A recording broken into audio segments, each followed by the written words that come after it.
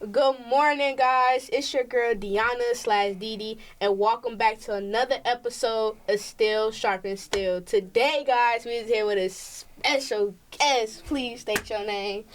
Mr. Morgan, BSAP Counselor here at Dorsey High School. All right. So, Mr. Morgan, how you doing this fine morning? How you doing today? I'm great. I'm Weather's great. kind of funny looking outside, but Yeah. good. Okay, so that leads me to my question. As a BSAP counselor, how do you service our black students? Well, it depends on the day. It depends on kind of the mood.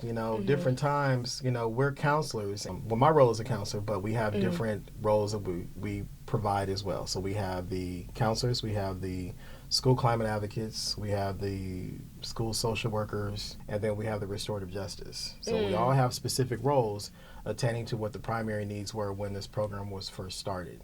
So my role as a counselor is pretty much everything inclusive. We just don't do programming. So we don't register you for your classes, we don't change classes, but we support every other aspect of the counseling role, which is social emotional behavior, it's discipline, it's your attendance, it's especially your academics, and what my passion, my focus has always been is on college and career readiness. So in my role, most of the students that I interact with, it's usually to, maybe bring their morale up, to change their mindsets, make their experience better, to find out kind of what's going on. Maybe it's something more personal at home, but how are you going to really take advantage of this time while you're here? You got 4 years to make it happen, and that could either be a success story or it could be a tragedy, just based on however you choose to carry out your life. We're just here to try to make sure you get all the support that you need. I feel like that's a really good answer. Thank you for answering that question. All right, Dee Dee, I have a question for you. Okay. So, speaking about what services and supports that BSAP provides for the students, one of the things that we have definitely had to curtail and we're still managing to this day is the aftermath of the pandemic. So how do you feel like our the BSAP student population, how do you think they've been impacted, and where do you see that now today? I feel like they've been impacted and affected because a lot of us was online during schooling. I know I was. And that just on screen work, I wasn't getting the right education that I needed. I have to email the teacher if I need help with something. Or I'll have to wait for them to pop in on Zoom if I needed something. But coming back in school, and also not only that, it also messed up our social skills because, everybody on the screen. So when people get out in public or they shy, they don't really want to speak their mind or speak their words, I feel like that's how it affected us. Okay, Mr. Morgan, thank you for asking me that question. That leads me up to my second question. What made you want to work here at Dorsey in your role? That is actually a very good question. I was fresh out of grad school. I, knew I wanted to do something in the counseling role because I wanted to be helpful. And one of the questions that used to always come up when I was in this grad school program was, why are you choosing counseling? And my response was pretty much consistent. It was, I want to work with underserved students that look just like me and help them to kind of change their mindset. I wanted to help them kind of change the narrative of what their transition was going to look like through high school and after high school. When positions started coming up and I was interviewing, I was thinking, I want to go to the nice, pretty schools where they're really clean and, everything seems really organized. And the thing you learn is every school has different problems or they have different issues. You just have to kind of understand the culture. And I just started applying in a bunch of schools, and when the BSAP program came up, I was like, wow, this is it. This is exactly what I was looking for. And I don't know why, but call it divine intervention, I don't know, but it was like I was applying in a couple of different schools, and it was something about Dorsey's model and me even having conversations with people that I knew that went here. It was something about this pride, this Dorsey pride that kept standing out, and I wanted to be a part of it. So when I went in interview, I don't know, it just felt like a natural fit. And I just felt like even just walking around the school, I felt like my work could be really valued and appreciated, and it would go a long way here. So my role here, I drive from Santa Cruz every day. So most of the students know I drive here because I want to be here, because I want to be able to work with these students. I want to really help them. It's not just a job, it's a career, and it's something I've been really passionate about. So my part of my work here is to just be impactful, make the changes necessary for the students to be prepared for the rest of their life. That's a really good answer. Thank you for answering that question. Okay, Dee Dee. So let me ask you, since we've been talking about BSAP and how it kind of relates to what's going on at the school. You know, BSAP has been here now for 4 years, and, you know, we've definitely seen some changes from when you initially came back and till now. How do you believe BSAP has had a positive impact on the school? I feel like because schools that I previously went to, they didn't have this program. And I seen very, I would say, black students just very, like, quiet, like, in a shell. So when I came here and I seen this program and I seen all the works that it can do, it gave us black students, African American students, to a chance to exposure. You know, to see stuff that we never seen before. And, you know, for our voices, not only for our voices to be heard and seen at the same time, because as a black African American, you know, other people think of us as, you know, racist. You know, this is a bunch of racist stuff. Yeah. But BSAP, it gives us our voice. You know, we can be heard and we can do this stuff, and it gives us very much opportunities. And that's what I love about the BSAP. So you feel like you get more of a cultural awareness? Yes. BSAP has provided that for you. Great.